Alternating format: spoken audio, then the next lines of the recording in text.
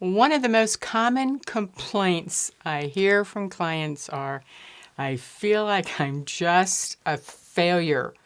I don't know how to get out of that. It's like I don't know enough. I don't know how to do this. And they just feel like a failure. I want to share with you my number one strategy that can interrupt that process, because it's a loop. And that loop continues as long as you're doing one thing instead of something else. The most common cause of perception of failure is that you compare yourself to someone else.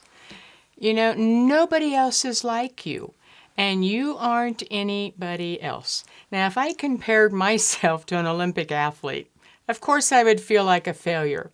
However, I was a woman who didn't exercise until 50, and yet for 13, 14 years now, I've been doing 100 push-ups every day.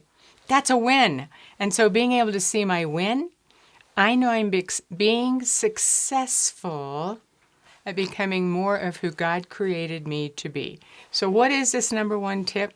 Stop comparing. Because when you compare where you're at with how you see someone else, and usually you're comparing your insides to their outsides, and you never feel like you're enough. And that doesn't work.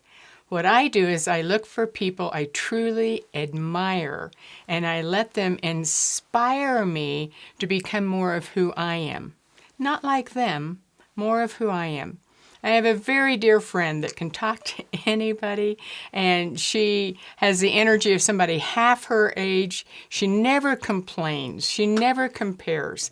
And instead of feeling inadequate to her, I look at her and go, that means it's possible.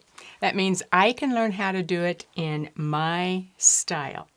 So if you're ready to let go of that cloak of feeling like a failure, which is just a perception that's in your brain, stop comparing yourself to others.